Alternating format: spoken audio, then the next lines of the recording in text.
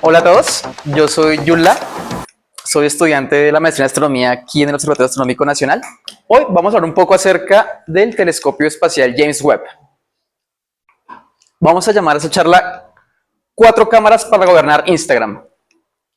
Y como ustedes ven por aquí, imagino que reconocerán este ojito de la cultura popular, ¿cierto? Que es el ojo de Sauron. Y por aquí tenemos algo a lo que le gustaba observar el ojo de Sauron. ¿Ustedes recuerdan qué era lo que observaba Sauron en las películas o en los libros?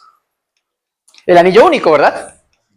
Y esto que está acá, que está observando el ojo, es la nebulosa del anillo. ¿De acuerdo? Entonces, pensemos en eso. Una nebulosa para gobernarlos a todos y 4 cámaras para gobernar Instagram. Debería incluir una risa malvada aquí, pero ya se va a dar cuenta más adelante por qué viene una risa malvada aquí. Bien, empecemos con una pequeña introducción acerca del telescopio espacial James Webb. Es decir, cosas que cuando uno se involucra en astronomía debería saber o aprender acerca de ese telescopio. Entonces, ese telescopio es súper importante porque nos permite ver en estas longitudes de onda que están aquí en el infrarrojo, aproximadamente de 0.6 micrómetros, muy cercano al óptico, de hecho alcanza a coger un poquito del óptico, hasta el infrarrojo medio, aproximadamente 28.5 micrómetros. Ahora, ese telescopio básicamente tiene 2 objetivos grandes, importantes. El primero es estudiar los orígenes cósmicos, observar los orígenes cósmicos, y es buscar de alguna manera las primeras galaxias u objetos luminosos formados muy poco después del Big Bang. Esos son los objetivos principales. Y también observar la evolución de las galaxias desde su formación hasta la era actual. Y por otro lado, también desde el punto de vista cosmológico, estudiar la formación de estrellas, desde sus primeros estados hasta la formación de sistemas planetarios, sistemas protoplanetarios y también trampas de polvo. Digamos que esa parte podría ser la parte de cosmología y evolución estelar. Y otra parte súper importante y súper cool es observar las propiedades físicas y químicas de los exoplanetas y analizar su potencial para la vida. Esos son los objetivos generales de ese telescopio. Sin embargo, por cuestiones de tiempo, y si este video sale bien y si tenemos muchos likes, muchos suscriptores, vamos a hacer una tanda de varios videos, ¿de acuerdo? Por ahora, hoy, de las 4 cámaras que tiene el instrumento, vamos a charlar muy fuertemente solo de una. Pero vamos a mencionarlas todas. Entonces, este instrumento de ciencias, este telescopio, tiene 4 instrumentos principales.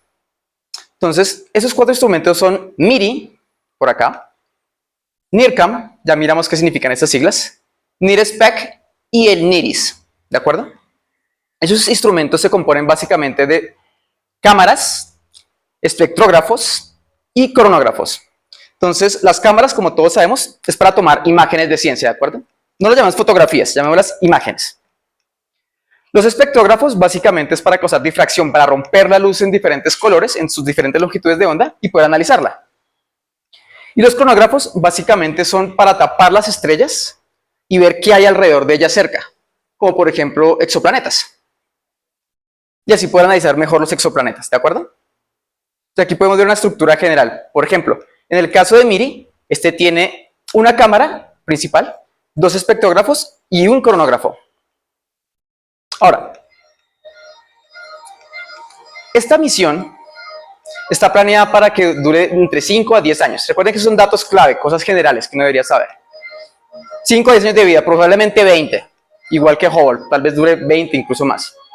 Esta misión se lanzó en un cohete Ariane 5 el 25 de diciembre de 2021 y llegó a su destino el enero 24 del 22, o si dependiendo de la parte del mundo en el que tú estás, enero 23, ¿de acuerdo? Ahora, si vieron aquí este espejo primario dorado, este espejo primario tiene un diámetro de 6.5 metros aproximadamente y la apertura, el área de esta zona dorada es de 25 metros cuadrados, de nuevo aproximadamente. Está hecho en material de berilio, recubierto por una fina capa de oro. El berilio, todos los espejos totales, tiene aproximadamente 705 kilogramos. Eso es un montón. Es súper pesado por lo grande. Y cada segmento de estos, el solo vidrio, el solo espejo, tiene aproximadamente 20 kilogramos. Y cuando se ensambla con las cosas necesarias para ensamblarlo, quedan 30 kilogramos por espejo. Ahora, otros datos importantes es su distancia focal, que son 131 metros, es su distancia focal efectiva. Eso es un montón. Todos aquí saben que es la distancia focal de un telescopio, ¿verdad?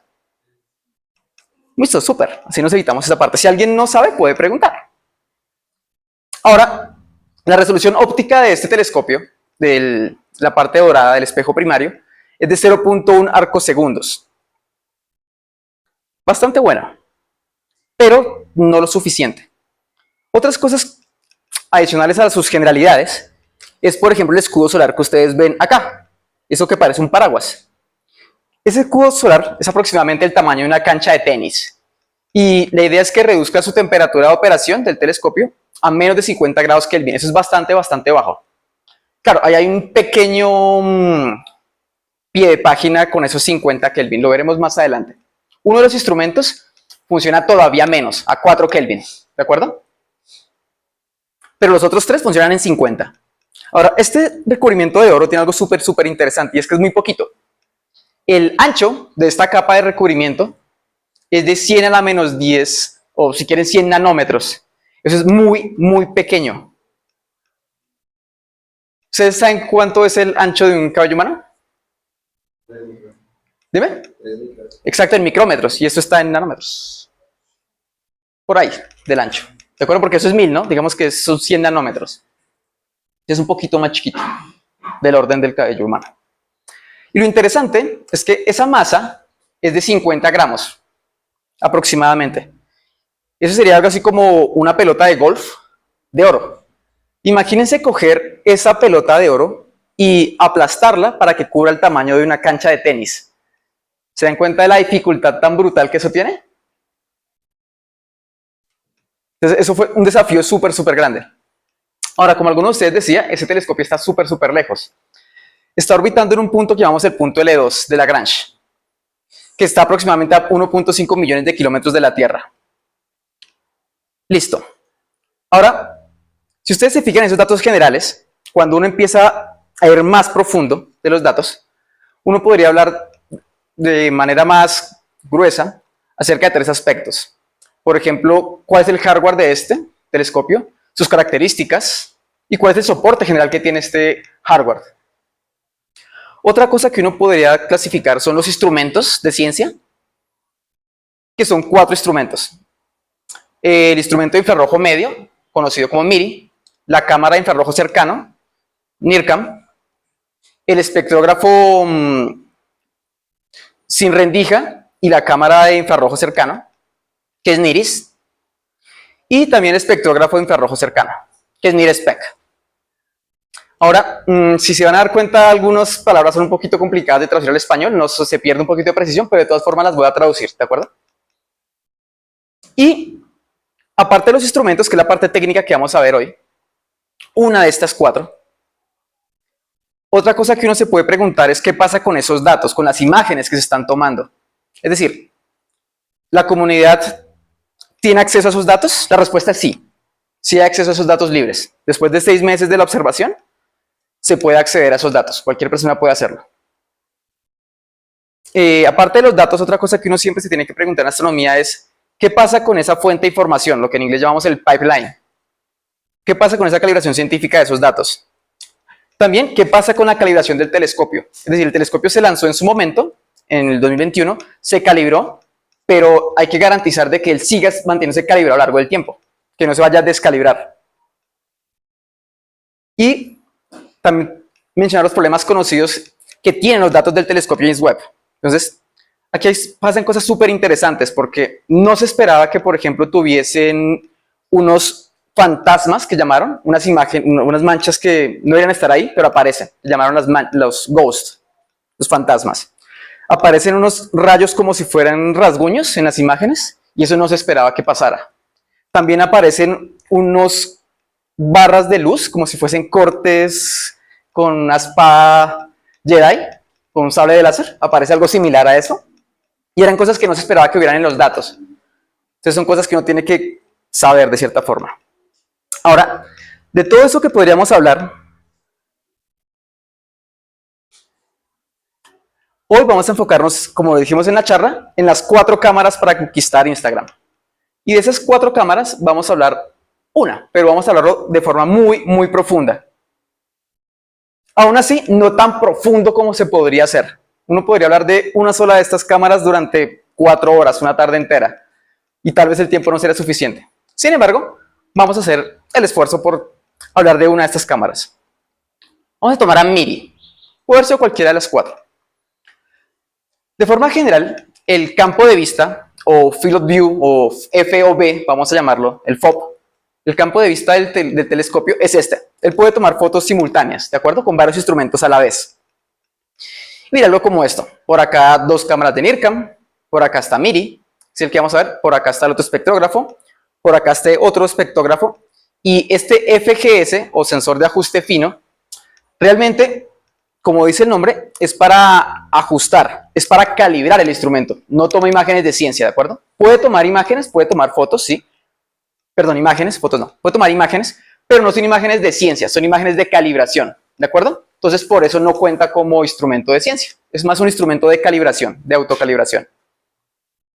Entonces, vamos a ir con Miri. De acuerdo. Entonces, vamos a ir un poquito más profundo en lo que dijimos anteriormente. Yo les dije que teníamos cámaras, que vamos a llamarlos el imaging en inglés. Teníamos la espectroscopía de campo integral, que es básicamente el IFS. Teníamos también, en general, espectroscopía multiobjeto. ¿Qué significa eso? Si ustedes vieron la imagen de atrás, en una sola imagen aparecen muchas estrellitas, ¿cierto? Entonces, algunos instrumentos, permiten que yo pueda tomarle la espectrografía, el espectro, a cada una de las estrellas al mismo tiempo. Eso significa espectroscopía multiobjeto. Una sola imagen y puedo tomar varios espectros a la vez. ¿De acuerdo? En este caso solamente lo tienen NIRSpec, los demás no lo tienen. La espectroscopía de un solo objeto, pues es eso, que básicamente solamente puedo tomar un objeto a la vez. Ese lo tienen todos.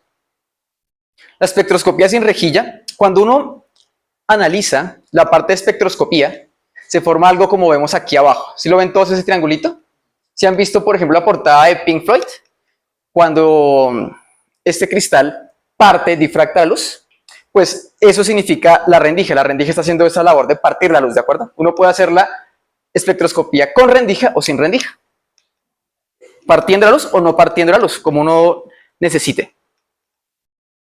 También puede hacerse otra cosa que llaman son series de tiempo, que es tomar medidas a lo largo del tiempo, imágenes a lo largo del tiempo y ahí analizarlas. También se puede utilizar cronografía, que como les dije es tapar la luz de la estrella para que se pueda ver qué hay alrededor. En ese caso solamente Miri y NIRCam tienen cronógrafo. Y también se puede hacer interferometría con máscaras, que es básicamente eso, enmascarar la estrella, colocar un filtro enfrente de la estrella, ¿de acuerdo? En ese caso solamente lo tiene NIRIS. Ahora, yo les había dicho que esos instrumentos iban desde el 0.5 micrómetros hasta los 30 micrómetros. Y estos 3, NIRCam, NIRSpec y NIRIS, están alrededor de 0.6 a 5 micrómetros, un poquito más, un poquito menos alguno, es el rango. Y el que ve más hacia el rojo es Miri, que es el infrarrojo medio. Si ustedes recuerdan la parte del espectro visible, el infrarrojo cercano está más cercano hacia el visible, ¿verdad? O sea, es como más azulado, digámoslo así. Significa que tiene un poquito más de energía, es más caliente. Este que está acá, el del infrarrojo medio, pues es un poco más hacia la parte del rojo. Es decir, tiene menos energía esos fotones, es decir, son un poquito más fríos. Y eso hace que para poder, eso hace que para que sea posible observarlos, tú necesites enfriar mucho más ese instrumento Miri que los demás. ¿De acuerdo? Lo vamos a ver un poquito más adelante. Por ahora vamos a empezar vamos a pensar en el campo de vista, en el Field of View. Entonces, Miri, que es un instrumento, se compone de varias cosas, como dijimos, la cámara o el imager, que es este que estamos viendo acá, con esta área de 73.5 segundos de arco por 112 segundos de arco. Esa es la cámara, digamos, del campo de vista principal. Por supuesto, él también puede ver aquí, aquí y acá, no hay ningún problema, ¿de acuerdo? No sé si alcanzan a ver que aquí hay una barrita gris, ¿sí la ven? Ahí también hay algo. Ya miramos acerca de eso, vamos por partes. Este es el campo de vista del imager. Ahora, estos que están acá son los cronógrafos, ¿Sí se dan cuenta que aquí está la plaquita, la bolita que tapa la estrella central? Y este web, MIRI, tiene un nuevo tipo de cronógrafo, que son los que llamamos QPM. Ya vamos a mirar qué significa eso. Pero ese sería su campo de vista. De nuevo, seguimos sin saber qué es esto. Si yo los cojo juntos, el instrumento ya completo, ya sabemos que esta parte es el imager. Aquí está el cronógrafo tipo Lyot, que es básicamente una bolita. Aquí están estos otros 3 tipos de cronógrafos. Ya miramos qué son, por qué son especiales y diferentes a este y qué ventajas tiene. Aquí realmente no es solamente esta barrita, es hasta abajo. Está lo que llamamos el LRS Slit, que es básicamente el Low Resolution Espectrómetro o espectrómetro de baja resolución. ¿De acuerdo? Y como tiene un slit, es decir, que tiene un prisma. ¿De acuerdo? Digamos que tiene una rejilla de difracción que me permite partir la luz. Y acá, arriba, tenemos el MRS, que es el Medium Resolution Espectrómetro, que es otro espectrómetro con mayor resolución que este pequeño. ¿De acuerdo? Entonces, fíjense que ahí están 2 espectrómetros, el LRS, el MRS, está la cámara y están los 4 cronógrafos. Ese sería el campo de vista. Y yo les había mencionado en la diapositiva anterior que este, como tiene que ver una frecuencia más fría, es decir, menos energética, pues tiene que ser enfriado más. ¿Cómo son esas curvas de temperatura? Son así. Entonces, aquí están los grados en Kelvin. Se me fue el clic, lo siento. Y aquí está la fecha de lanzamiento, ¿de acuerdo? Entonces, si se dan cuenta, acá NIRCam es uno de los que más rápido se enfrió. Pero al final de operación está el FSM, que es parte de MIRI, ¿de acuerdo? Y aquí está la temperatura del escudo solar, que es básicamente el que está enfriando, el que va a quedar más caliente. Esa sería la curva de temperaturas de operación. Claro, eso, fíjense que aquí nos llegó a la temperatura final. Esta barrita que está acá en 4 Kelvin es la temperatura de operación de MIRI, ¿de acuerdo? El temperatura objetivo. Es decir, que mientras estos pueden quedarse por acá en esta línea que está acá, que es 50 grados Kelvin, MIRI, que viene por aquí, tiene que seguirse enfriando hasta que llega hasta aquí abajo, los 4 Kelvin. Entonces, por eso tomó tanto tiempo en comenzar a operar, ¿de acuerdo? Si se dan cuenta, estos 3 que están acá, los espejos dorados, el eSIM, se enfriaron súper rápido. Pero MIRI le tardó más tiempo en hacerlo. Entonces, por eso es que tardó tanto tiempo en entrar en operaciones. Ahora, otra cosa importante de esto, aparte de su temperatura y su campo de vista, es el camino óptico. Entonces, esto que cuando ustedes tienen un sensor de cámara, ese sensor es algo como esto que está aquí, el de MIRI. ¿Sí ven que cabe en la mano de una persona? Entonces vamos a ver cuál es el camino óptico de este instrumento. Créditos a la ESA. Quiero que cuenten el número de reflexiones que van a ver. Aquí abajo está el espectroscopio de resolución media. Y por aquí arribita está este sensor, este detector del imager. Entonces vamos a ver una reflexión, otra, y aquí llega al detector. Entonces fíjense que son 1, 2, 3, 4, 5, 6, 7 reflexiones. Eso fue una de las cosas más complicadas de hacer, porque MIRI, debido a la baja temperatura de operación, hacer que eso funcionase con la reflexión y que se mantuvieran las propiedades físicas fue súper complicado y causó que el proyecto se retrasara bastante tiempo. Vamos a echar un vistazo a cómo funciona la rueda de filtros. Esto lo hicieron en el Max Planck, la parte de MIRI Europa. Cada uno de estos es un cristalcito diferente, me permite pasar solo cierta longitud de onda. Esos filtros tienen estos nombres: F560, 770, 1000, y quiero que se den cuenta que la frecuencia central que me permite observar tiene que ver con el nombre: 5.6 micrómetros, 7.7 micrómetros, el F1000 son 10, el 11.30 es 11, el 12.8 es 12.8 y sucesivamente, ¿de acuerdo?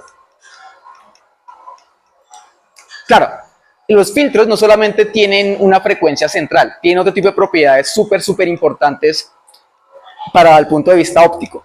Uno de ellos es el poder de resolución, tanto en longitud de onda como en ángulo, ¿de acuerdo? Entonces, en este caso, estamos viendo el poder de resolución a secas, en longitud de onda, ¿de acuerdo? Todos estos videos los pueden encontrar subidos en las redes sociales de los institutos que estoy dando agradecimiento aquí abajo, ¿de acuerdo? Entonces no se olviden de seguirlos, darles like, porque está la información bastante interesante todo el tiempo.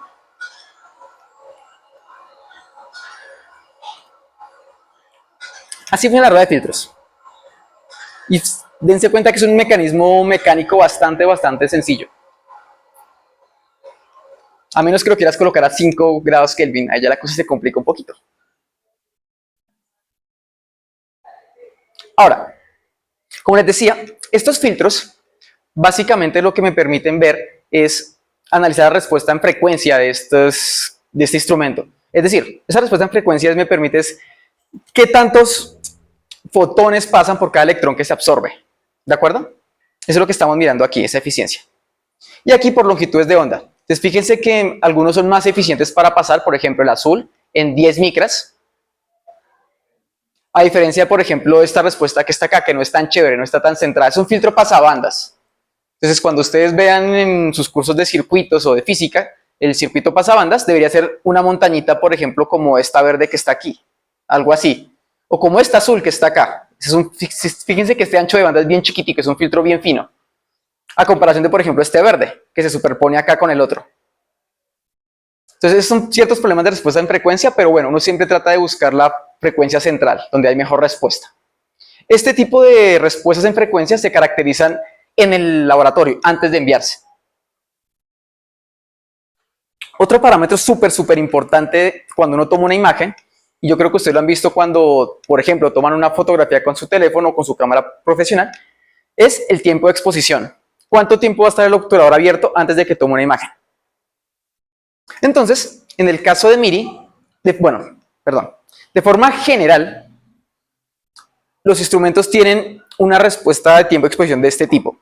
Básicamente, cuando yo primo el reset, aquí no hay imagen, aquí es donde comienza la operación, ¿de acuerdo? Donde se abre el obturador. Aquí se cierra una vez y toma un conjunto pequeño, un grupo pequeño de imágenes, ¿de acuerdo?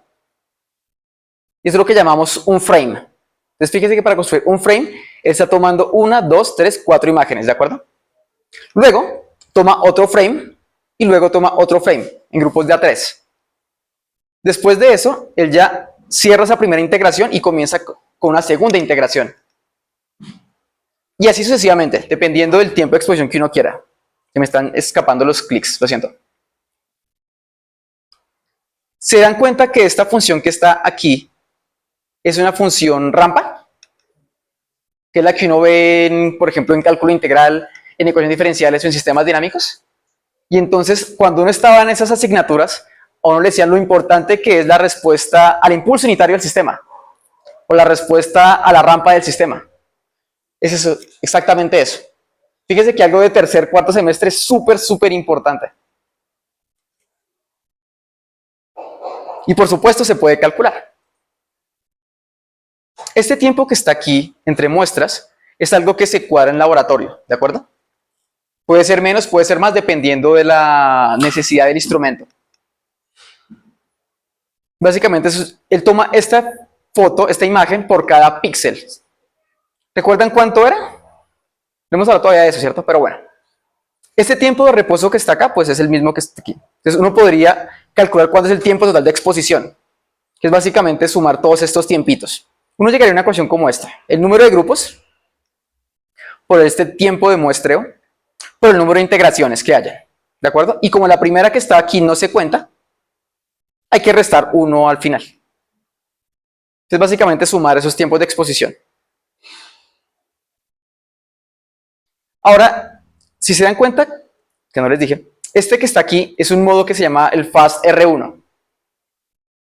Básicamente es el que menos tiempo de exposición toma, pero no tiene por qué ser así. Claro, al ser un modo Fast, significa que está tomando menos imágenes. Y si toma menos imágenes, significa que la imagen total al final, menos frames. Si toma menos frames, significa que la imagen total al final, que es el tiempo de exposición, va a ser de menor calidad, ¿no es así? Entonces, Para eso, en el caso de MIRI, ese es para MIRI, ¿de acuerdo? Estas gráficas y números son para MIRI, para el caso de la cámara, del imaging. Hay otro modo para el tiempo de exposición, que es el modo lento, que es básicamente se toman, en cada frame se están tomando todavía más muestras, cada 10 microsegundos. Claro, eso hace que el tiempo entre frames sea mayor, y por eso el modo lento. Pero, a la larga, este modo lento tiene mucha mayor calidad en las imágenes. Entonces, dependiendo del objetivo, del objeto al que usted quiera apuntar, escogerá o un modo de tiempo de exposición o el otro, depende de cuánto detalle necesite. Y es lo que se puede calcular y se debe calcular cuando uno hace las propuestas de observación, hay que calcular esto. Entonces, si tú pasas la propuesta de observación diciendo quiero observar X nébula y coloco un tiempo de exposición X porque creo que es suficiente, te la rechazan. Tienes que calcular esto. Y tienes que decir por qué ese tiempo y por qué no más, por qué no menos. Porque el tiempo que tú tomes extra es tiempo que le estás quitando a otro observador. Entonces, es un tiempo que cuesta bastante. Ahora, cuando uno ve esas imágenes de MIRI o en general de los otros instrumentos, las primeras que miramos había un montón de estrellas, pero no tiene que ser así. Yo podría no tomar el campo de observación completo, sino un pedazo chiquitico, que es lo que llaman un subarreglo, ¿de acuerdo? O subarray. Entonces yo puedo cambiar el tamaño en píxeles de esto, que es lo que ya hemos visto. Por ejemplo, el arreglo completo de la cámara, del imaging, es de 1024 por 1032. Quiero que comparen eso con su teléfono. Sus teléfonos alrededor hoy en día están en 4K, es normal, ¿no? Incluso 8K. Fíjense que este es apenas un K. Entonces el teléfono que ustedes tienen ahí en el bolsillo es 4 o incluso 8 veces más poderoso que esa cámara que está allá arriba. Sin embargo, no es necesario que estas cámaras tengan tantos píxeles en resolución. ¿De acuerdo? La información que se necesita es otra. No es resolución lo que nos importa en términos de píxeles, es resolución más bien angular, como el lambda sobre delta lambda que decíamos. Entonces básicamente sería el espacio que les había mostrado antes, 74 arcosegundos por 113 arcosegundos, y el tiempo máximo por cada frame es alrededor de este que está aquí. Yo podría tomar un subarreglo más pequeño, por ejemplo de 256 píxeles, o el de 128 píxeles, o el de 64 píxeles, ¿de acuerdo? Que son más pequeños. Y aquí estarían los tamaños, por ejemplo el de 256 es así chiquitico. Y desde luego aquí están las máscaras, ¿no? Los cronógrafos. Ahora, veamos esta imagen completa del imaging. Algo así sería una imagen que está aquí. Créditos, por ejemplo, aquí no está, Eric Smith. Estas imágenes están en el GitHub de él. Cualquier persona puede entrar, mirarlas, descargarlas y procesarlas si quiere. Entonces, fíjense que esta imagen no se ve como las que uno ve en internet, ¿cierto? Se ve como verdosa, como azul acá. Y acá se ve súper raro. Claro, pero lo que nos importa es este campo de vista que está acá. ¿Se dan cuenta que aquí hay como unos mordiscos aquí arriba? Si hacen zoom con sus ojitos, se van a dar cuenta que hay como 3 o 4 mordiscos. Significa que esto que está acá es una composición de por lo menos 3 o 4 imágenes. ¿De acuerdo? Entonces, básicamente, ese telescopio está rotando. Puede rotar entre comillas. Puede apuntar. Entonces, como él tiene que estar moviéndose por la órbita que vimos hace un rato, está moviéndose súper raro, súper loco, tiene que tomar varias imágenes con el mismo campo de vista. Entonces, ese ajuste se alcanza a ver aquí. Ese pequeño ajuste se alcanza a ver aquí. Es súper chiquitico, pero tiene que hacerlo. ¿Cómo ajusta eso? Eso sería una charla para otro capítulo, porque sí es súper interesante. Pero digamos que tiene que ver con la conservación del momentum rotacional, ¿de acuerdo? Tiene que ver con eso. Entonces, esa era una imagen del imaging. 3 imágenes sumadas, 3, 4 imágenes sumadas. Ahora, uno también, si piensa, por ejemplo, en cada color, en cada longitud de onda, puede tener cosas como esta, en estos filtros. Entonces, fíjense que esta imagen que está acá es una composición de 3 imágenes. La de 56 micras, 77 micras y 11.3. Entonces, estas imágenes básicamente no tienen color, son grises, una escala de grises. Cuando yo hago la composición, la suma, lo que puedo hacer es que a cada filtro le coloco un color. Por ejemplo, a este le llamamos azul, a este 77 micros verde y a este 11.3 rojo. Es una forma arbitraria, ¿de acuerdo? tú lo haces para que sea estética. Realmente esta composición de colores, desde el punto de vista científico, no agrega nada. Pero sí desde el punto de vista estético. Entonces puede tener gráficas como esta, o como esta. ¿Se dan cuenta que aquí lo que cambió fueron estos dos filtros? El verde y el azul, el rojo, perdón. O imágenes como esta. La región es la misma. O si fuera una imagen pura, sería esta que está aquí. Esta es la de 560, la de 770 y esta es la de 1000. Si miramos las otras puras, son cosas como estas. Aquí, aquí, aquí, aquí, aquí, aquí y así sucesivamente. Fíjense que acá está un poquito más opaco, ¿verdad? Menos intenso para ser más apropiado. ¿Se acuerdan la rueda de filtros? La respuesta en frecuencia. Que algunas eran más pequeñitas, la respuesta en frecuencia, la intensidad. Eso se ve aquí. Entonces fíjense que, por ejemplo, aquí se ve un montón de líneas verticales. Estas líneas verticales son ruido del propio telescopio, ¿de acuerdo? Como el telescopio está a 5 grados Kelvin, está entre comillas caliente todavía, eso no es cero. Significa que él todavía está radiando energía y él ve su propia energía radiada. Y como la energía de esos fotones es similar a la del telescopio, pues se confunden. Básicamente se mantiene el nivel de ruido. O si ustedes lo quieren ver como si fueran señales, la relación señal-ruido de esta imagen es súper, súper mala.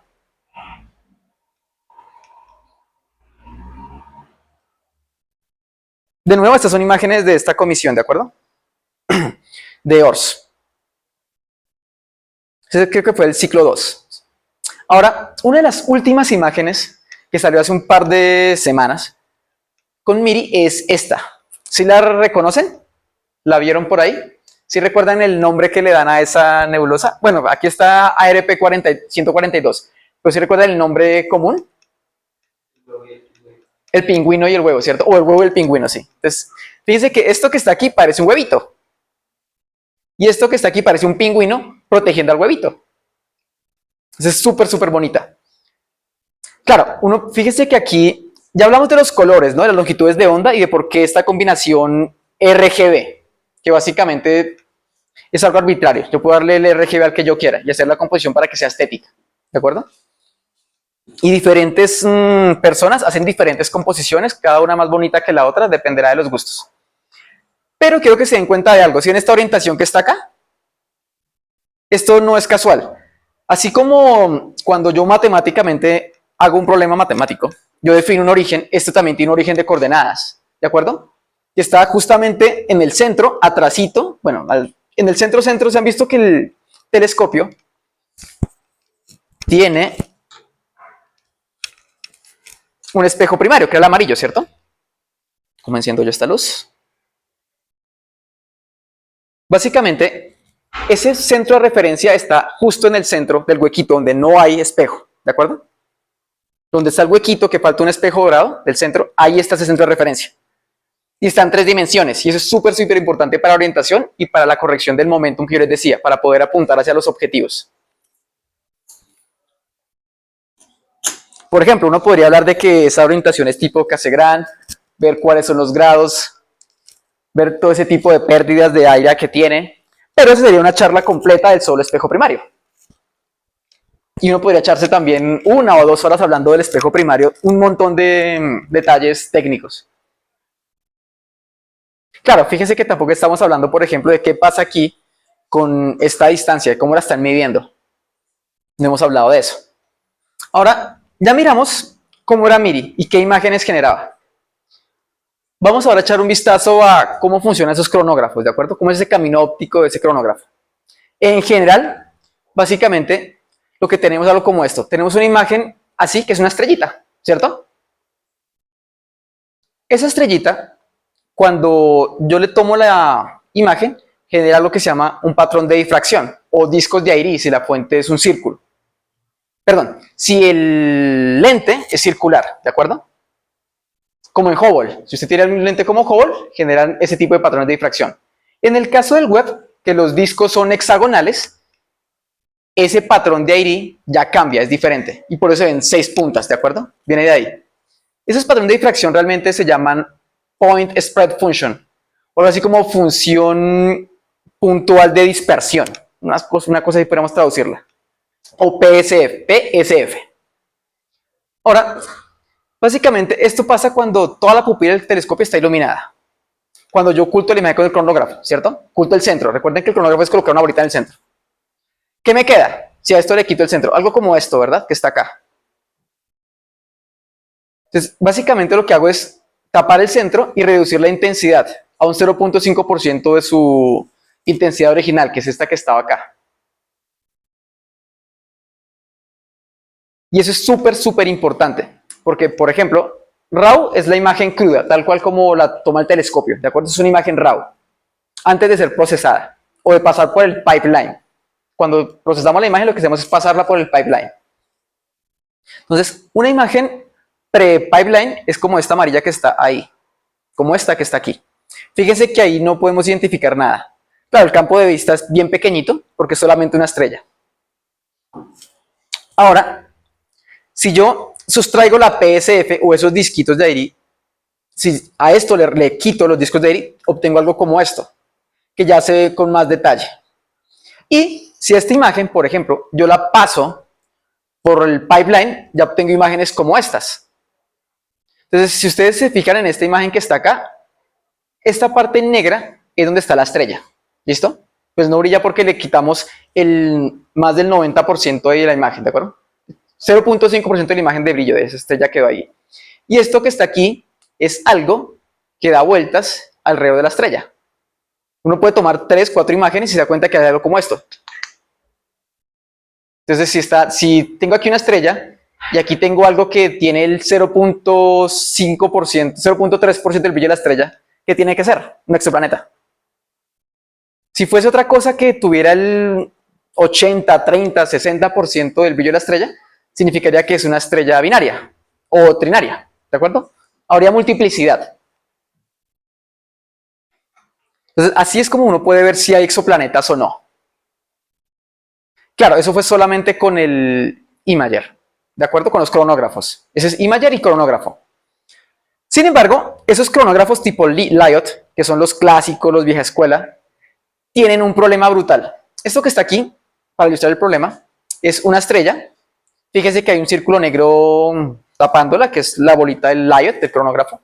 Aquí hay un exoplaneta, aquí hay otro, aquí hay otro. Y cuando uno mide las distancias de esto, por ejemplo, en este caso, aquí hay 20 unidades astronómicas.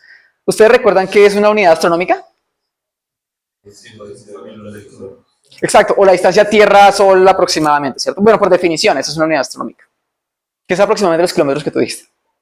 Fíjense que aquí hay 20 unidades astronómicas, más de 20. Significa que ese exoplaneta está súper lejos. Por ejemplo, estos estarían fuera de su zona habitable. O sea que no serían aptos para la vida como la conocemos en principio. Serían, por ejemplo, y son súper brillantes. O sea que eso puede ser, por ejemplo, un mini Neptuno tal vez, o un super Júpiter o alguna cosa de esas. Puede ser un gigante gaseoso.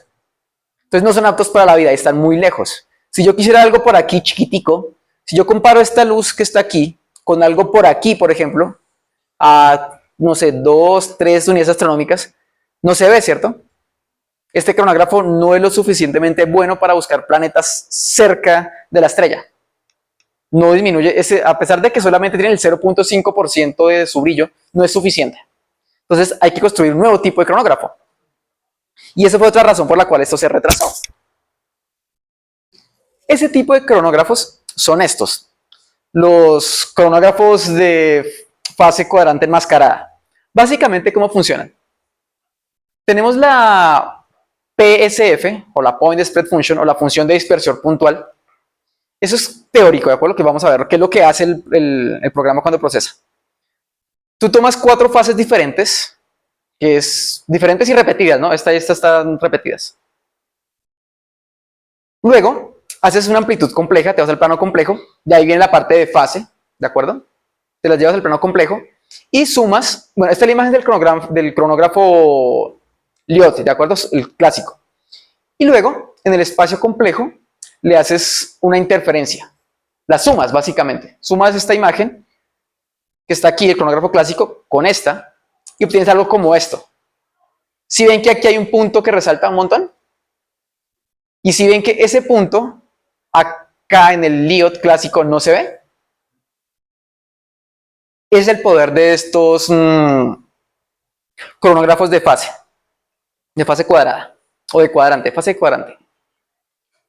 Entonces, básicamente es un cronógrafo que me permite ver con mayor precisión o con mayor sensibilidad, si ustedes los quieren decir así. Y eso me permitiría ver planetas que estén más cercanos a la estrella, por ejemplo, a 1, 2, 3 unidades astronómicas. Y si es una enana roja, pues todavía más cerca. Ahí hay un juego entre las distancias y las intensidades de la luz. ¿Cómo lo hace el sistema ya físico? Básicamente está la pupila del telescopio, está la máscara, que es la que me va a generar esta imagen completa, la que la va a desfasar. Entonces, antes de pasar por esa máscara, tenemos este patrón de Airy. Claro, recuerden que se supone que ese patrón de Airy es para lentes circulares. En el caso del web es diferente, el dibujo es diferente, ¿de acuerdo? Luego, cuando pase por la pupila del cronógrafo, tenemos esto. Y acá en el detector, cuando pase por esta otra pupila que está aquí, ya me detecta eso. ¿De acuerdo? Hay un montón de ópticas súper brutal y súper salvaje. Hacer esos lentes, esas pupilas es súper difícil. Desde el punto de vista técnico es muy difícil. Desde el punto de vista teórico es sencillo.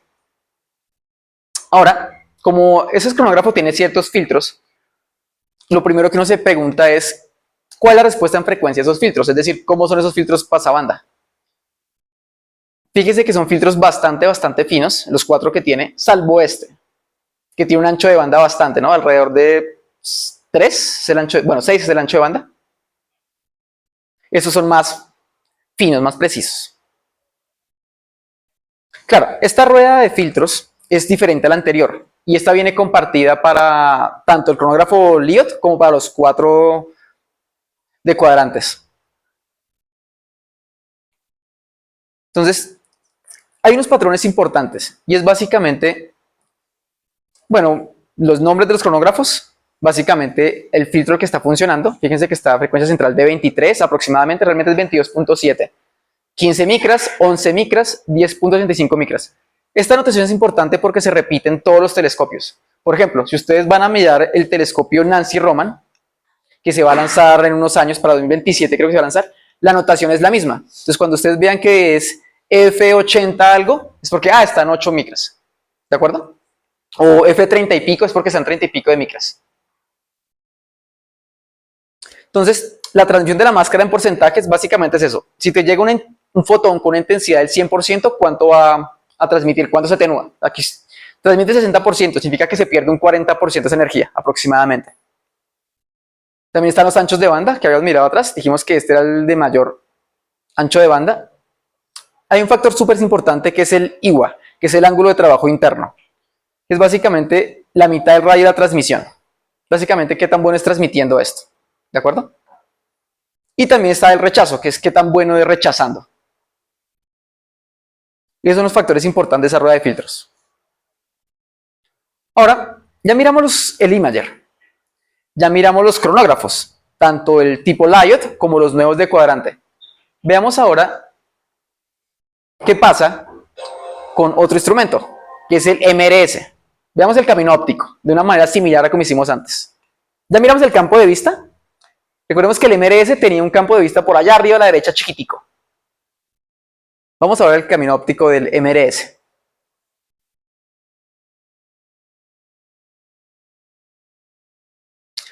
No sé si se fijaron cuando miramos el campo de vista, pero el MRS está un poquito inclinado con respecto al campo de vista normal. Es que como es un cuadrito súper chiquito, no se alcanza a ver bien que está un poquito torcido. Entonces fíjense que fue a la parte de abajo del instrumento. ¿Se dan cuenta que aquí se partió la luz? O se difractó. ¿Sí ven cómo pasa por las rejillas? Cuando se hace así, acá. ¿Y si ven que hay 4 colores? O sea, 4 longitudes de onda. Entonces, en ese camino óptico, vamos a verlo de nuevo. Porque es un montón de cosas. Salvaje, ¿verdad? Y No les voy a mostrar eso hoy, pero el de NIRCam es más salvaje todavía. Tiene muchas más reflexiones. Vamos a verlo de nuevo, pero esta vez al doble de velocidad.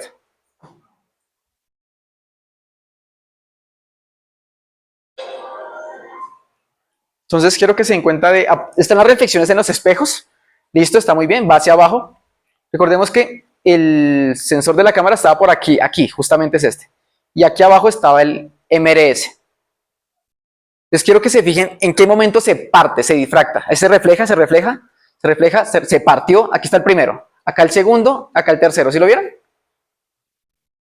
Entonces tiene 4 colores o 4 diferentes longitudes de onda o 4 canales. ¿De acuerdo? Entonces están los detectores al final. Están las unidades de campo integral. Ya miramos qué es eso de unidades de campo integral. Están las ruedas de los filtros. Y básicamente otra unidad de campo integral por acá. Fíjense que hay 4 unidades de campo integral. Una por cada color, ¿cierto? O una por cada canal. Y los detectores. Bien, entonces avancemos un poco y explicamos eso. Básicamente, lo que está haciendo ese instrumento es, ya miramos que se me escapan los clics, lo siento. Ya miramos que es esa Integral Field Unit o unidad de integral de campo. Tenemos esta imagen, ¿de acuerdo? En el MRS, que es súper chiquitica. ¿Sí se dan cuenta cuántos píxeles hay de aquí hasta acá? 10. Bueno, 10 arcosegundos, perdón. Son arcosegundos. Y acá para acá también son poquitos. Entonces es súper chiquitico ese espacio. Es para tomar básicamente galaxias muy distantes, pero una sola galaxia, un solo objetivo, ¿de acuerdo? Para eso es el MRS. Claro, no es el mejor espectrómetro que hay. Los otros son mejores porque son dedicados como espectrómetros. NIRIS y NIRSpec son mejores, por ejemplo. Entonces, aquí lo interesante es que esta imagen que está aquí, por ejemplo, es en el canal 4. ¿Se dan cuenta que son varias líneas?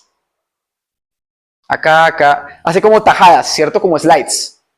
En inglés lo llaman slides, vamos a llamarlo rodajas en español. No sé cómo decir slides que no suena a cocina. ¿De acuerdo? Varias rodajas. Pero fíjense que esa rodaja está, como es una línea, básicamente es un segmento de puntos sucesivos, ¿cierto? Y cada punto en esa imagen es un píxel. ¿De acuerdo?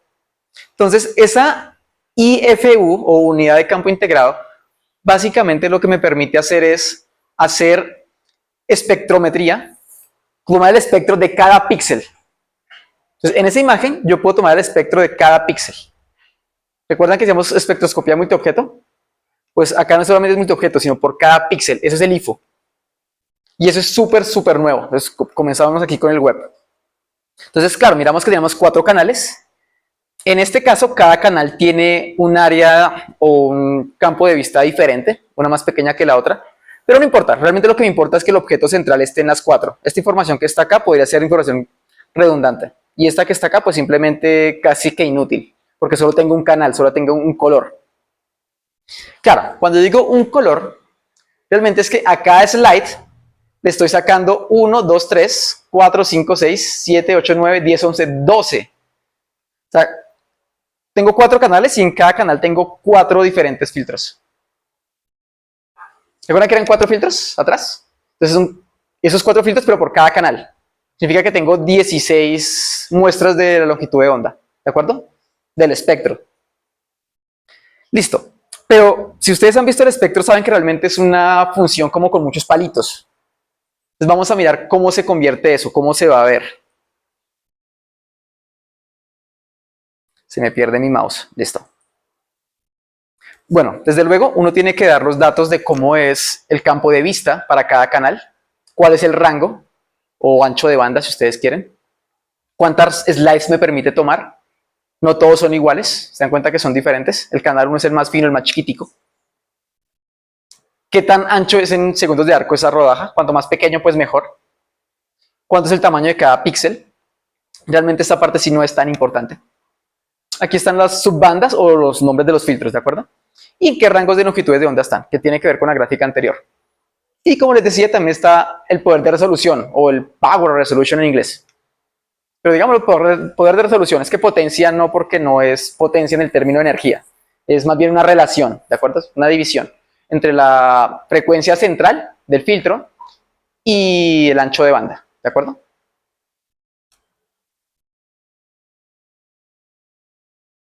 Esta es la respuesta en frecuencia de esos filtros, 4 por cada uno, aquí estarían todos. Y otra cosa que es súper importante aquí es ese poder de resolución. En el instrumento anterior no era necesario porque es lo suficientemente buena. Aquí, como es tan pequeñito, las distancias angulares sí que importan. Entonces, cuando se caracterizó en tierra, en el laboratorio, por ahí en el 2021, tenían curvitas como estas grises para cada longitud de onda. Una vez que se lanzó y alcanzó la temperatura de operación de 4 Kelvin, se tomaron ciertas líneas, digamos que prohibidas, de las líneas de Lyman. El problema es que esas líneas prohibidas, no es que sean prohibidas, es que cuando yo hago espectroscopía en el laboratorio, son muy poco probables que salgan esas líneas de energía, esos colores. Pero cuando yo voy a ver al espacio, esas nubes de gas que están por allá lejos están en condiciones muy, pero muy diferentes a las del laboratorio. Entonces, las líneas que en mi laboratorio son muy poco probables, en el espacio sí que son muy probables y pasan mucho. Entonces, yo observo esas nebulosas y veo todo el tiempo líneas prohibidas, o galaxias o estrellas, y veo líneas que en el laboratorio casi nunca voy a ver, pero que allá sí que las veo todo el tiempo, ¿de acuerdo? Entonces, digamos que no es que sean líneas prohibidas del espectro, sino que son poco probables en laboratorio. Y las de calibración, que son las del oxígeno 1, también en el tiempo de operación. Entonces, fíjense que ese montón de punticos que uno tiene por acá, se le hace un ajuste a una función. Y más o menos esto es lo que ajusta, una función de este estilo. Por supuesto, tiene un montón de error, por ejemplo, estas que están acá, estas que están acá. Pero bueno, así son las cosas. ¿Qué hacemos? Digamos que la naturaleza no nos da rectas todo el tiempo.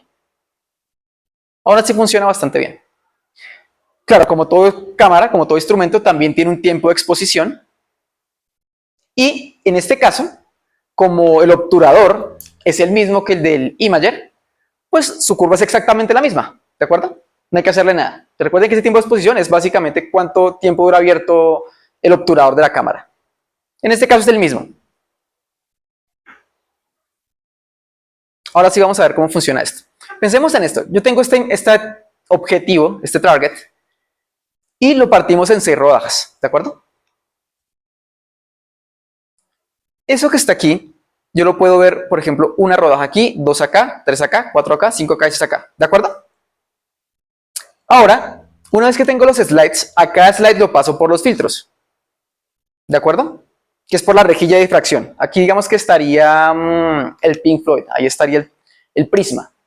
La rejilla de difracción estaría acá.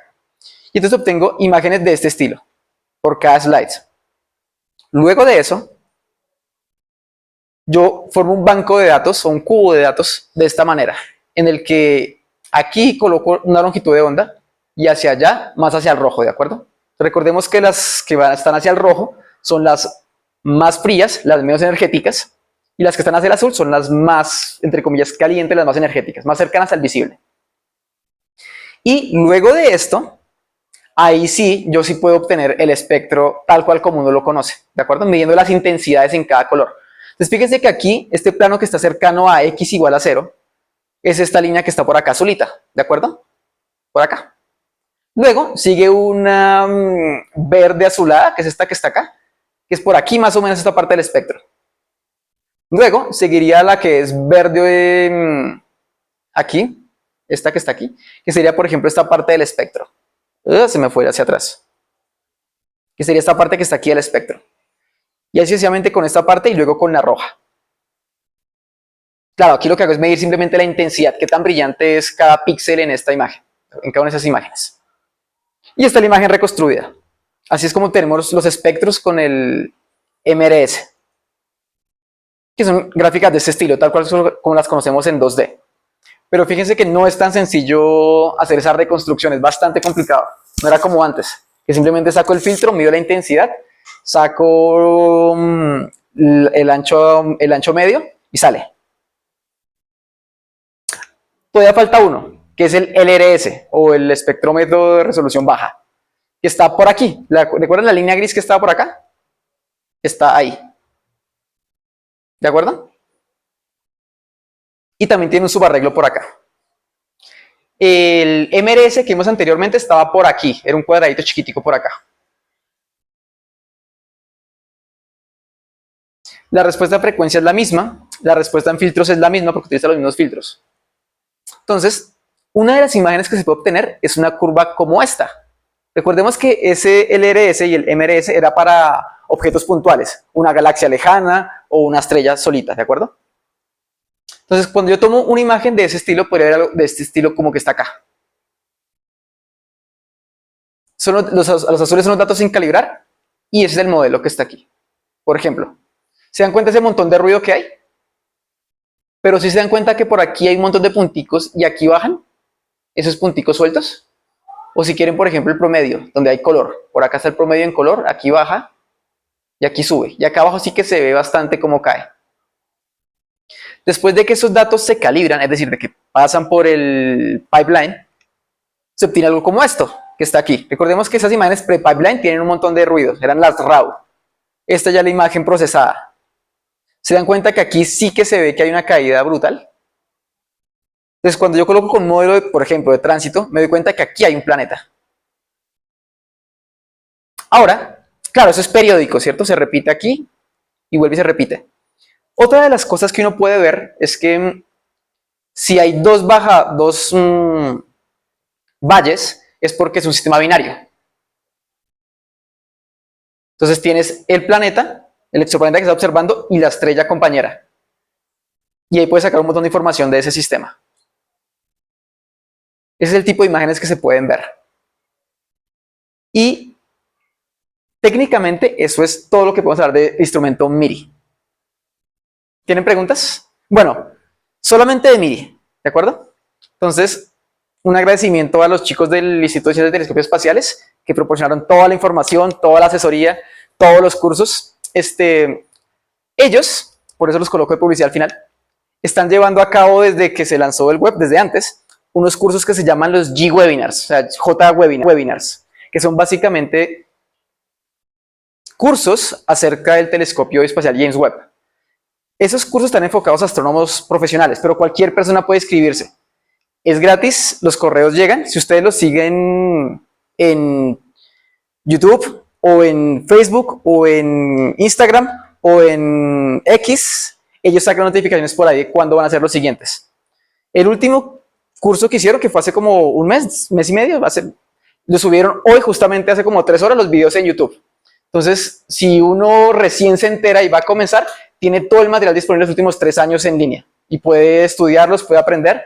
Y si trabaja en eso, por ejemplo, en una tesis o como astrónomo civil, ellos te ayudan con respuestas. Si uno tiene preguntas, uno escribe y ellos te ayudan en todo lo que puedan, pues humanamente posible. Entonces, síganlos, denles like, porque hay un montón de información que es gratis. Entonces, les recomiendo suscribirse y seguirlos. Gracias.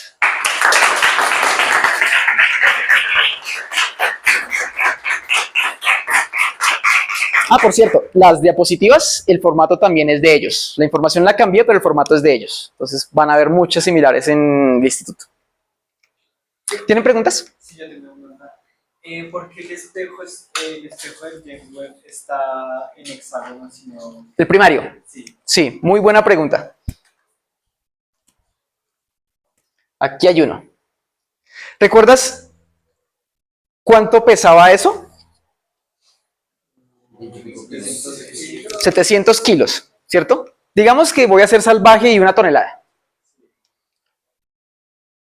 Eso significa que mientras está en el lanzamiento, pues claro, cuando se lanzó estaba doblado, ¿de acuerdo? Pero de todas formas, supongamos que yo lo estoy lanzando así. El escudo está abajo y ese está doblado hacia acá y este hacia el centro. Entonces, este espejito que está abajo tiene que soportar 700 kilos. En vacío, quieto. Cuando se lanza, el empuje es mayor, ¿de acuerdo? Porque aparece una aceleración ahí fantasma y es mayor. O sea que tendría que soportar, yo no sé cuántas toneladas, habría que hacer el cálculo de acuerdo a la aceleración, cuántas toneladas tendría que soportar ese espejito de berilio. Eso es un montón, ¿cierto? Y los espejos son frágiles. sea, si tú a ese espejo le tiras una piedra así con la mano, lo fracturas, le haces un huequito, lo deformas. Y uno no quiere que se deforme en el lanzamiento. Entonces, el peso, al ser un problema tan brutal, habría que solucionarlo desde antes del lanzamiento. Cuando tú empiezas a analizar qué estructuras geométricas... Claro, cuando yo les mostré el disco de Airy, ¿cierto? Eso era para un lente circular, como Hubble. Pero la geometría puede ser cualquiera. Por ejemplo, hacer una sola pieza de vidrio es súper pesado. El nuevo telescopio de tierra, que es el Vera Rubin, que están haciendo, no es una pieza, son varias. Porque hacer una sola pesaría un montón de toneladas y se fragmentaría por su propio peso. Entonces fueron varias también así. Cuando eso es listo, no puedo hacer una sola pieza porque es demasiado pesado y se rompe solito. Me toca hacer un montón. Y las pego a lo Lego, como estos 6 hexágonos. La pregunta es, ¿qué forma? Yo podría coger cuadrados, ¿cierto? Para cubrir un área, puedo coger varios cuadrados, y cubro un área, ¿cierto? Y podría hacerlo. O podría coger el siguiente, que es pentágonos, y podría pegar pentagonitos, o hexágonos, o octágonos, o etcétera. Lo importante es cubrir con geometría cierta área, ¿cierto? Que no queden huequitos en la mitad, cubrir cierta área. Pero como es el problema de la carga, cuando tú analizas qué figuras geométricas minimizan el estrés, la mejor figura geométrica que minimiza el estrés es el hexágono. ¿Por qué? Porque la naturaleza es así. Esa respuesta sí está fea, pero es así, ¿de acuerdo? Por ejemplo, ¿te has dado cuenta que las abejas, cuando hacen panales, los hacen con forma hexagonal? Es porque la evolución las llevó a esa forma. Es la forma más eficiente de soportar, de disipar la tensión. Hay unas formaciones volcánicas, por ejemplo, cerca de Jerusalén le llaman las hexagonal pool, las piscinas hexagonales, y son básicamente, cuando sale lava, el piso se levanta, y se levanta con barritas en forma hexagonal.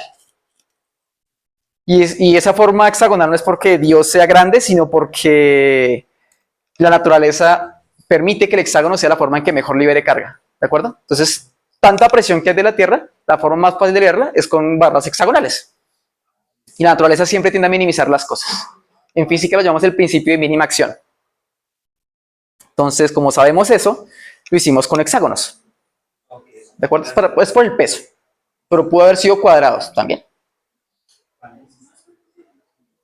Sí, no hay la razón es el peso, minimizar la carga. ¿Tiene otra pregunta? Sí. ¿Por qué es recubierto de oro? ¿Por qué está recubierto de oro? Hay varias. A mí me dijeron, cuando yo pregunté eso en su momento, me dijeron un montón, y no me acuerdo de todas. Me dijeron como 10 razones de por qué era oro.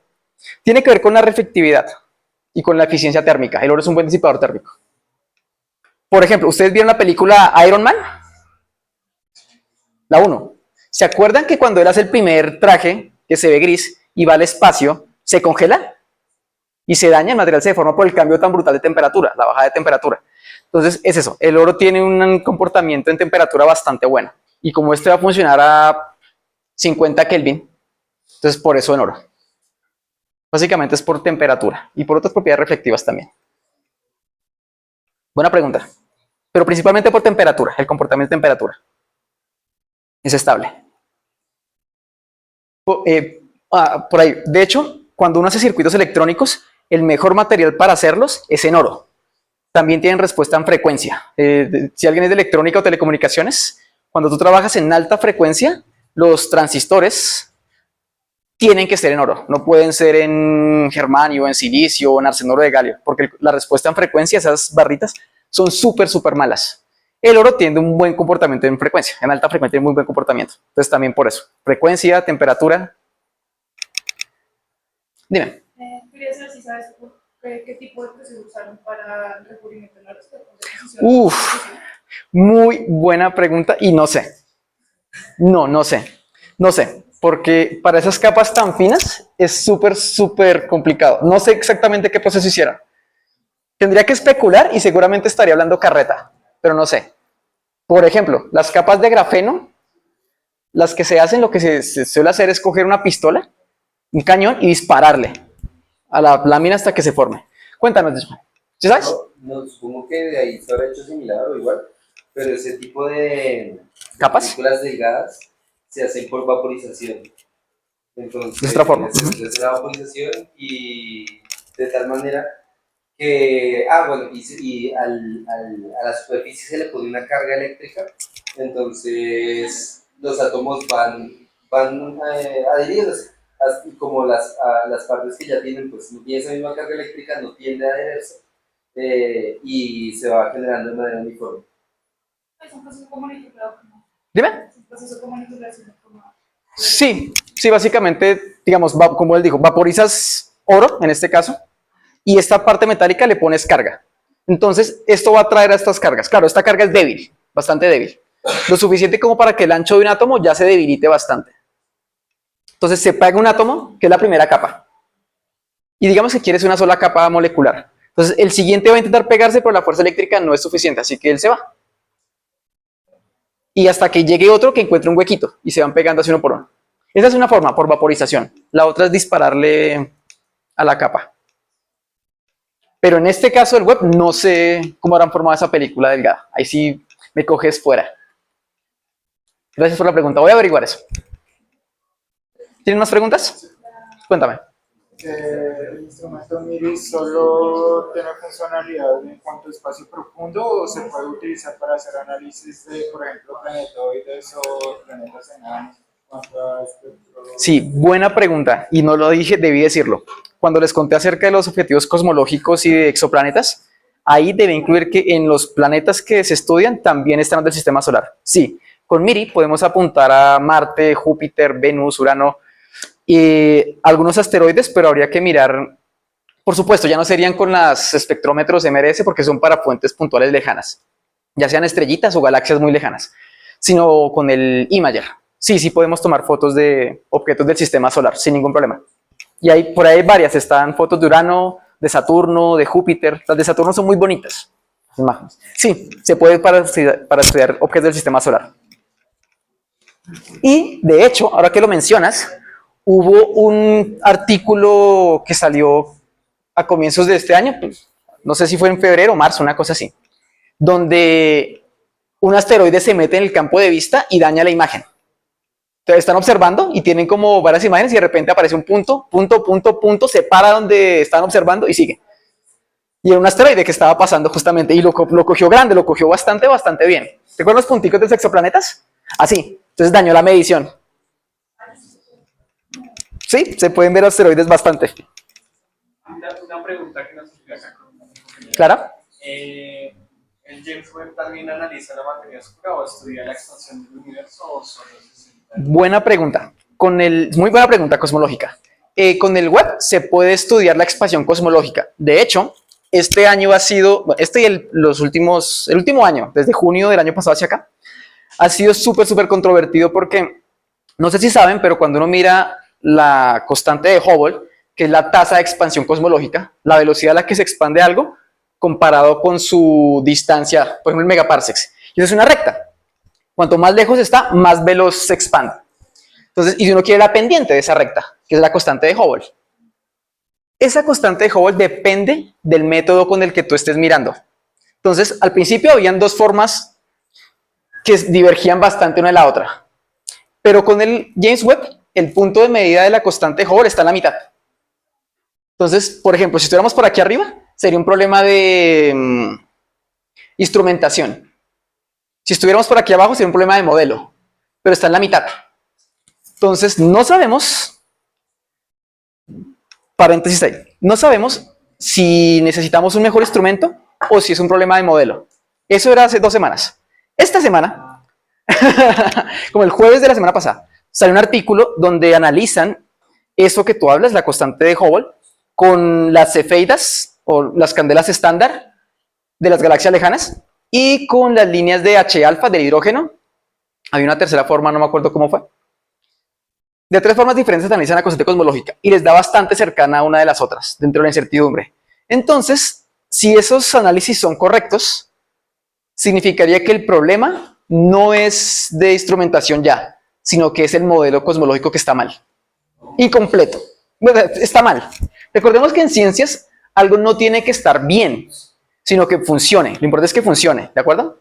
Como con Newton. O sea, Newton no es correcto, pero nos permite enviar telescopios al espacio. Entonces, Sí, digamos que al principio con el Hubble no se podía, era un problema de instrumentación. Con el web, si esos artículos son correctos, porque todavía creo que no ha sido revisado por pares, pues se publicó y la gente lo está analizando, pero todavía no hay refutación ni confirmación de eso. Entonces, si llegan a tener razón, es un problema del modelo, que hay que cambiarlo. Algo está mal. Funcionan muchas cosas, pero algo está mal. Entonces, sí, tú me dijiste la expansión cosmológica y algo más. Eran dos cosas. Sí, la materia oscura. La materia oscura. Bueno, en el caso del web, él no trabaja materia oscura. El telescopio que sí trabaja materia oscura es el Euclides, que se lanzó hace un año justamente. Por cierto, Euclides está necesitando gente que analice datos y los ciudadanos normales, estudiantes, pueden entrar a la base de datos y acceder a esa información. Y pueden ver los cursos en línea de cómo analizar los datos. Le dicen qué software utilizar, pues tiene que ser programar en Python y en algo que se llama Jupyter Notebooks. Entonces, si tú sabes eso, puedes entrar en la página de Euclid, y ahí están los cursos de cómo se analizan los datos. Puedes bajar los datos, analizarlos y contribuir. Y si contribuyes, pues publicas y todo. Vale, gracias. Entonces, están necesitando gente para eso. Hicieron la convocatoria pública, necesitan gente para analizar datos. Hay mucha información y poco procesamiento. ¿Y hasta cuándo, y hasta cuándo se cierran? Abiertas, están abiertas hasta donde sé permanentemente. Oye, es que me causa curiosidad, no sé que no viene al caso porque estamos hablando del James Webb. Tranquilo, no pasa Me nada. causa curiosidad el tema, que es como, ¿sabes cómo ¿Funciona el Euclides? Sí, cómo analizas el tema de la materia oscura? Esto mi profesor me va a regañar. Debería saberlo, pero no me acuerdo muy bien. Porque sí me explicaron todo y tomé todas las clases, pero no me acuerdo muy bien, no le paré mucha atención. Entonces, si te digo algo, te lo voy a decir así regular, que es como de cuñado. Sí, entonces no te podría decir cosas que no son correctas. Pero debería saberlo. Así me disculpo. Una pregunta, ¿a qué distancia está el telescopio? Dijimos 1500 kilómetros, 1500 millones de kilómetros. Sí, de hecho, normalmente yo soy súper malo con estas cifras. Soy súper malo memorizando números. 1.5 millones, eso es. Por aquí, sí, casi que no. Vamos por acá en las primeras que ahí sí anotamos el dato. Debe estar aquí o en la siguiente. Creo que estaba acá. En la siguiente. 1.5 millones de kilómetros. Claro, bueno, digamos que cuando uno va a hablar acerca de la órbita del James Webb, ahí también hay un montón. Uno podría hablar un montón, una hora entera de qué son los puntos de Lagrange, cómo es esa órbita, por qué da vuelticas así, porque uno esperaría que estuviera quieto. O sea, como que diera vueltas en el mismo plano quieto, pero no está así, está haciendo unas trayectorias súper raras. Y también tiene que ver con magnetismos, con zonas con bajo número de micrometeoritos, justamente para minimizar el número de impactos que le caigan en el espejo primario. Claro, la vez pasada le cayó un micrometeorito en un espejo primario, no lo rompió, pero le dejó una bolladura. Entonces, esa bolladura hizo que tocara recalibrar las imágenes, porque todas van a salir con un puntico ahí, entonces toca quitar ese puntico en procesamiento.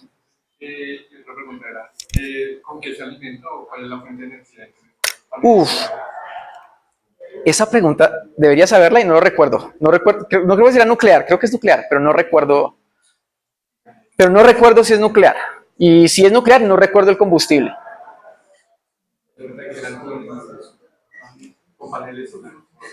No porque los paneles solares se calientan y tienen mala relación térmica. Entonces, sí le llega mucha energía solar, pero no se va a enfriar. Creo que era nuclear. ¿O era termoeléctrica? Bueno, si es nuclear, tiene que ser termoeléctrica también. O sea, ambas. Pero te debo esa respuesta con precisión. Y creo que es nuclear. ¿Tienen más preguntas? Pero si es nuclear, debe estar por el lado del espejo para que no... Para minimizar, claro. Para minimizar la temperatura. Podría ser. Por ejemplo, yo no sé exactamente en qué parte de esto está la batería de alimentación. Tendría que estar por acá, en alguna parte por acá. Porque si está por acá, ya... Esta es la parte de instrumentación que vimos aquí. Aquí es donde está sucediendo toda la parte del camino óptico, en esta cajita negra. Entonces tiene que estar por acá, yo creo. Sí, tendría que estar por ahí, sería lo más apropiado. Pero exactamente en dónde, no sé, tendría que averiguar eso. Y lo voy a averiguar porque nunca lo había preguntado. ¿Tienen más preguntas? Cuéntame. ¿Cómo se logra el escudo térmico si se está contando hacia la luna? Excelente. Entonces, básicamente, cuando él está dando vueltas, supongamos que el sol es hacia allá, hacia la cámara. Él es hacia allá, hacia la ventana. Él está haciendo algo como ese estilo, ¿cierto? Y tiene que rotar así, ¿cierto? Una cosa como rotar así y rotar así. Entonces, creo que esta parte alguna vez la tratamos y todavía está aquí. Ahí lo que se hace es por conservación del momentum. Vamos a mirar aquí. Esta parte está súper incompleta, pero, perdonen esa parte, si uno fuera a mirar el hardware está un montón de cosas. Veamos esto.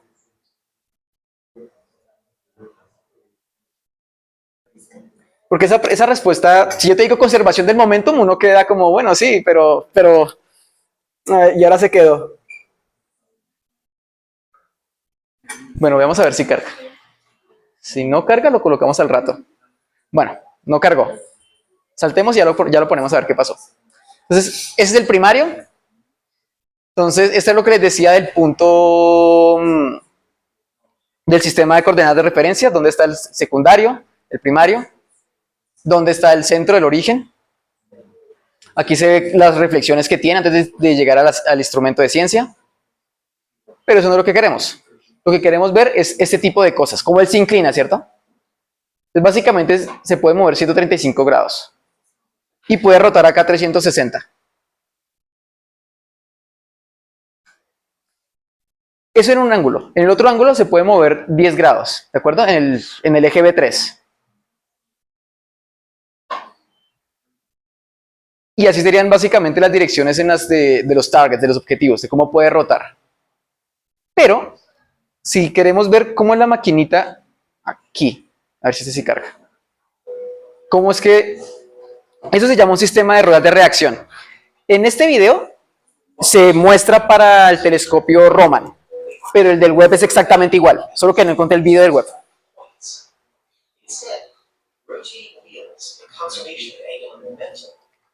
Ahí lo que les dicen es que él no rota utilizando combustible, sino que rota utilizando conservación del momentum, con unas ruedas de reacción. Esas rueditas de reacción.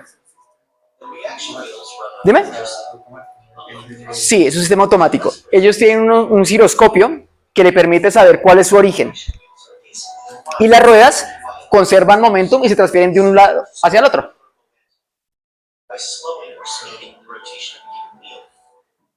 Entonces, fíjense en esa parte. Por ejemplo, esta rueda podría transferirse momentum con esta rueda. Lo importante es que la suma de estas dos, estoy suponiendo que esta y esta pertenecen al mismo eje X1 o eje X. Entonces, lo importante es que la suma de este momentum con la suma de este momentum sea constante. Entonces, si aquí es constante, está en 0. Si yo lo quiero inclinar, lo que hago es que hago que una ruede más rápido y se va para acá, y la otra más lento, pero la suma es constante. Si quiero que regrese, pues la de acá rodaría más rápido y la de acá más lento, y él se va a inclinar hacia acá. Y así en los tres ejes. Claro, aquí hay algo, y es que como esto es mecánico, esto va a ir perdiendo momentum a largo plazo. Pero a muy largo plazo. Entonces no debería haber problema en los próximos 15 años, que es el tiempo de vida que se espera. Entonces básicamente eso es lo que está pasando. Se está almacenando energía en forma de rotación.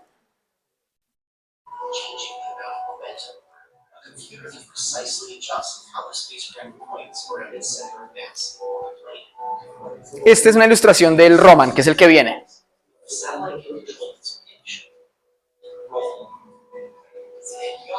Ahí están los tres ejes.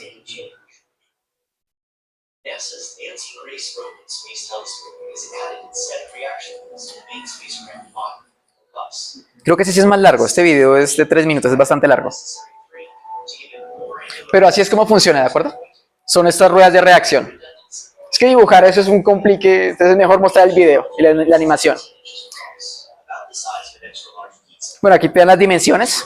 18 pulgadas son pequeñas en tamaño.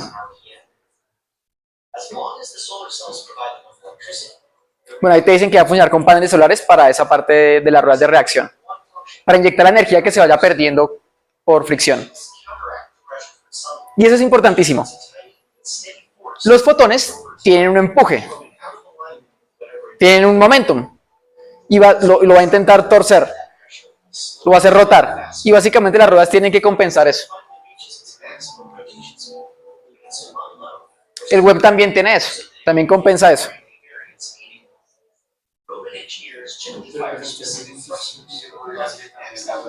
¿Dime?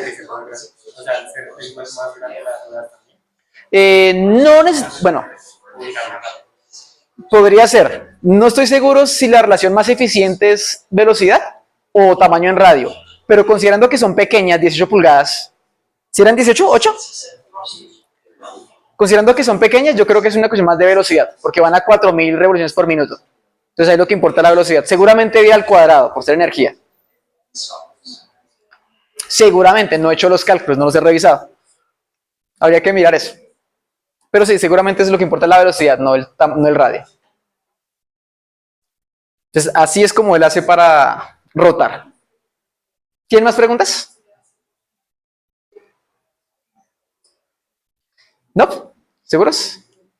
Dime, cuéntame. ¿Hay alguna razón específica para poner el telescopio en ese punto de Lagrange, en L2? Sí. De todos los puntos de Lagrange, ¿por qué escogieron ese? Buena pregunta. Cuando uno mira, yo no tengo los puntos de Lagrange en esta diapositiva, pero vamos a buscarlos. Lo interesante es que ahí está oculto por la sombra de la Tierra. O sea, básicamente, cuando yo alineo los puntos está Sol, Tierra, y hay 5 puntos. Entonces, uno es el que está Sol, Tierra. Un punto de Lagrange es el que está aquí, en la mitad de los dos. Creo que es el L1. Si me equivoco con los nombres, me perdonas. El otro es el que está aquí atrás, a la sombra, L2. El otro está al otro lado del Sol. Creo que ese es L3. Y luego hay uno que está arriba o abajo, no importa. L4 y L5. Entonces hay como 4 aquí en un circulito y uno atrás. Entonces, si lo colocamos entre el Sol y la Tierra, le llega directo los rayos del Sol. Se va a calentar un montón. Si lo colocamos a la sombra de la Tierra, pues la Tierra va a absorber la mayoría de la luz. La quiere llegar poquito. Entonces, por eso está en L2. ¿De acuerdo? ¿Y por qué los puntos de Lagrange? Porque son puntos en los que, de una forma coloquial, si lo digo así, las fuerzas se cancelan. Son puntos de equilibrio. Ahí no hay fuerzas. No hay fuerzas. ¿De acuerdo? Entonces, si tú lo pones ahí, él debería quedarse ahí, no debería salirse. Claro que sí es posible que se salga un poquito, pero pues con el combustible mínimo se puede reajustar la posición. ¿De acuerdo? Y la otra cosa es que si alguna piedrita llega a estar ahí en equilibrio, por alguna razón que se quede ahí, ahí se va a quedar. ¿Qué es lo que pasa en las órbitas de los planetas? Que llamamos asteroides troyanos. Que básicamente está la órbita de la Tierra y en los puntos L4 y L5, no, o sea, aquí está la Tierra, L4 y L5 están por aquí como en la órbita. Y se quedan persiguiendo la Tierra, ahí, como pollitos, siguiendo el planeta. Entonces, Júpiter también tiene un montón de asteroides troyanos. Entonces, si alguna piedra se queda por ahí atrapada, ahí se quedará. A menos que algo pase y la perturbe. Entonces, por eso, en los puntos de Lagrange. Y en el L2, porque es cuando hay más sombra. ¿Listo? Eso. ¿Tienen más preguntas? Cuéntame. ¿Y cuando finaliza la vida útil del disco? Habrá que hacer otro. No, la pregunta es muy, muy buena. Porque, digamos, hasta la semana pasada con lo de la cosmología, no se sabía si el web iba a ser lo suficientemente potente. Bueno, ¿recuerdan que les dije algo del poder de resolución? Eso. No se sabía si el web tenía suficiente poder de resolución o si se requeriría otro mejor. Por suerte, los resultados superaron las expectativas. Es mejor de lo que se planeó, pero todavía no sabemos si es suficiente para todo lo que hay que hacer. Por ejemplo, en el caso de la constante de Hubble, ahí hay datos, pero toca esperar. Puede que se requiera hacer algo mejor. Por ejemplo, para ver agujeros negros y hacer más cosas de ese estilo. Entonces, por ahora, el que tiene reemplazo es el Hubble. Nancy Roman es el reemplazo del Hubble. El Webb fue el reemplazo del Spitzer. Pero hay un pequeño problema, y es que, bueno, Hubble es visible y Roman visible. Webb es infrarrojo, pero en rayos X no hay nada. Estaba Chandra, pero Chandra ya está muy viejito, hay que cambiarlo.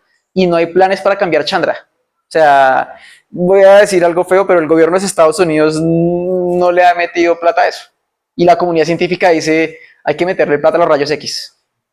Pero el gobierno no ha hecho caso. Y pues el resto de América no digamos nada.